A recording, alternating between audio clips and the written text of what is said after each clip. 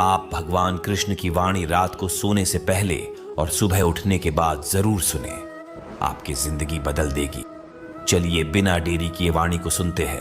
गीता विश्व का एकमात्र ऐसा ग्रंथ है जो जीवन जीना सिखाता है। श्रीमद् भागवत हमें प्रेम सिखाती है और शांति प्रेम में ही निहित होती है। यदि आपके जीवन में प्रेम है तो ही आपके जीवन में शांति है।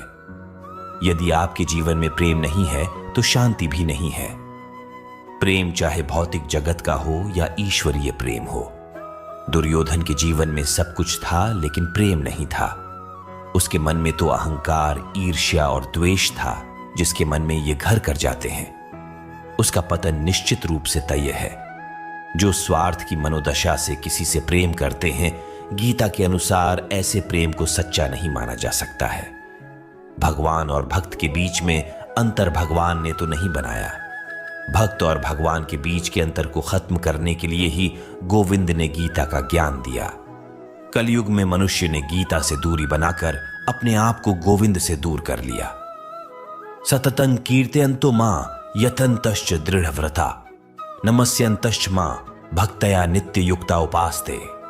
अर्थ है कि मेरे प्रति दृढ़ निश्चयी संकल्पित जो भक्त लगातार मेरा नाम लेते हुए कीर्तन आदि के माध्यम से मेरे गुणों का गायन करते हैं एवं मुझे प्राप्त करने के लिए प्रयास करते, मुझको बार बार नमस्कार करते हुए हमेशा मेरे ध्यान में मग्न होकर प्रेम से मेरी आराधना करते हैं। पत्रम पुष्पम फलं तोय यो में भक्त्या प्रयच्छति तदहम भक्त्युपहृतमश्नामि प्रयतात्मन।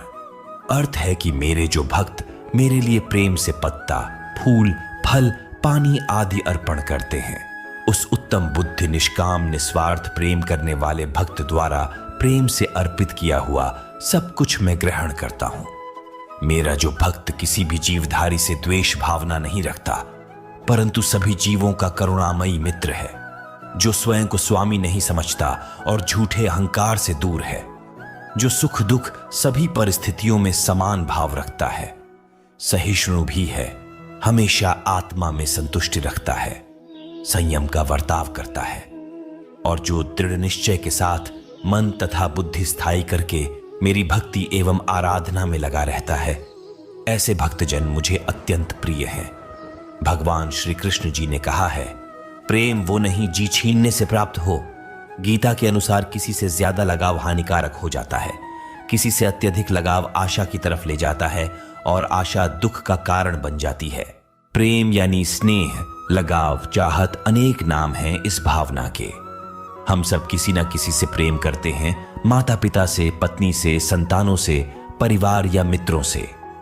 माता पिता से हमें सुरक्षा प्राप्त होती है, पत्नी से आधार प्राप्त होता है, संतनु से अभिमान और परिवार तथा मित्रों से संतोष मिलता है। अर्थात जीवन में सारे सुखों का अनुभव हमें प्रेम से ही प्राप्त होता है और फिर भी वही प्रेम का संबंध सदा दुख का कारण बन जाता है। ऐसा क्यों होता है? प्रेम का स्वाद भी कभी मीठा तो कभी कड़वा क्यों लगता? क्या हम वास्तव में प्रेम को समझ ही नहीं पाते? इसे समझने के लिए हमें स्मरण करना होगा प्रेम या चाहत के अनुभव का। क्या विचार चलते हैं हमारे मन में जब हम किसी से प्रेम करते हैं? जब गहरे प्रेम का अनुभव होता है तो हम सोचते हैं कि उस व्यक्ति को हम सारा सुख दे दे, सब कुछ दे जो हमारे पास है। बदले में हमें किसी वस्तु की इच्छा नहीं होती। क्या यह सत्य नहीं? जब हम किसी को चाहते हैं तब हम उससे कुछ नहीं चाहते। प्रेम वास्तव में उस संबंध को कहा जाता है जिस संबंध से हमें कोई आशा, कोई चाह, कोई मांगना। जैसे ही कोई मांग मन में प्रवेश करती है, वैसे ही प्रेम हृदय से विलुप्त हो जाता है, चला जाता है। जैसे रोग के कारण जीव मैली हो जाती है और मीठा फल कड़वा लगता है। आशा, इच्छा, चाह या मांग, इन सब के कारण मन को मैला कर देते हैं और मीठा प्रतीत होने वाला प्रेम भी कड़वा बन जाता है। अर्थात प्रेम उस संबंध का नाम है जिसमें कोई मांग नहीं। प्रेम की बात करते ही साथ विचार आता है घृणा का। घृणा का अनुभव किसने नहीं किया? किसी व्यक्ति का नाम सुनते ही मन में कड़वाहट आ जाए, हमारे अंतर में इच्छा जागे कि उस व्यक्ति का सर्वनाश हो, वही तो घृणा है। उसी व्यक्ति ने हमारे प्रेम को ठुकराया, हमारी कोई संपत्ति चुराई अथवा कारोबार में हमें धोखा दिया।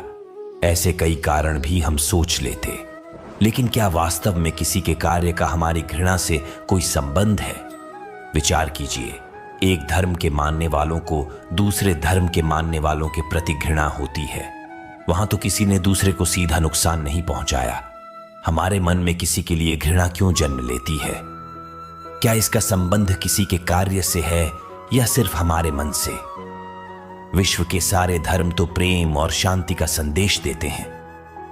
वास्तव में जब कोई प्रेम संबंध तोड़ता है तो हमें डर लगता है कि हम जी नहीं पाएंगे। हम सभी जानते हैं भगवान श्री कृष्ण और राधा के प्रेम के बारे में। उनके बीच में अटूट प्रेम था और उन्होंने इस धरती पर प्रेम का सही अर्थ बताया था। गीता में श्री कृष्ण ने कहा है, प्रेम का अर्थ किसी को पाना नहीं किंतु उसमें खो जाना है। श्री कृष्ण कहते हैं कि हमें प्रेम में त्याग करना पड़ता है।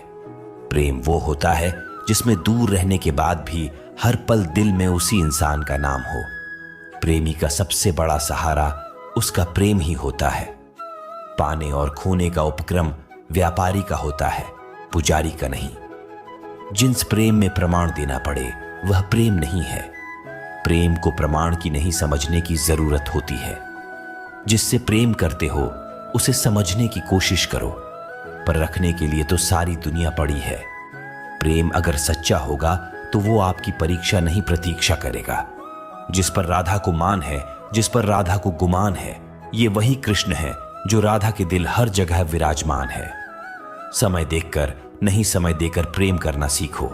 जहां आपकी कोई कीमत नहीं है वहां पर रुकना अनुचित है, चाहे वो किसी का घर हो या किसी का दिल। प्रेम में कोई वियोग नहीं होता। प्रेम ही अंतिम योग है, अंतिम मिलन है। दिल से जो दिया जा सकता है वो हाथ से नहीं, और मौन से जो कहा जा सकता है वो शब्द से नहीं। आपने कभी छोड़कर नहीं जाते, और जो चले जाए वो अपने नहीं होते। प्रेम सुख के साथ दुख भी लाता है, पर जो उस दुख को सुख समझता है उसका प्रेम शुद्ध और सच्चा है।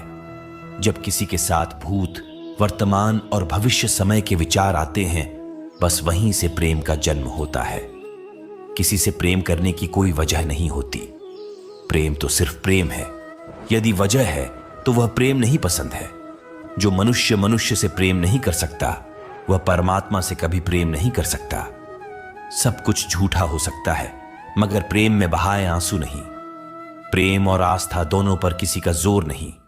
ये मन जहां लग जाए वही ईश्वर नजर आता है। प्रेम में दर्द हर एक को मिलता है, बस जो सह जाता है वो प्रेम निभा जाता है। मुक्ति की इच्छा का अंत हो जाना ही मुक्ति है, और प्रेम की तलाश का अंत हो जाना ही प्रेम है। हर एक चीज तब तक सुंदर है जब तक आप उसे प्रेम करते हैं। कभी कभी उनसे भी दूर होना पड़ता है जिनके साथ हम पूरी जिंदगी गुजारना चाहते हैं। जिंदगी में सच्चे प्रेम का मतलब सिर्फ वही जानता है जिसने कभी सच्चा प्रेम करके खो दिया हो। प्रेम में स्वतंत्रता दी जाती है, अधिकार नहीं पाया जाता। प्रेम का अर्थ है कि सभी सुख, दुख और मोह से परे रहना। शादी करने के बाद किसी और से प्रेम करना गलत है, तो प्रेम होने के बाद किसी और से शादी करना भी गलत है। उम्मीद करता हूं आपको भगवान श्री कृष्ण के प्रेम के प्रति अनमोल विचारों को पढ़कर अच्छा लगा होगा। दोस्तों, भगवान श्री कृष्ण की यह बातें अगर आपको पसंद आई तो कमेंट में जय श्री राधे कृष्ण जरूर लिखें, और ऐसे ही प्रेरणादायक वीडियो देखने के लिए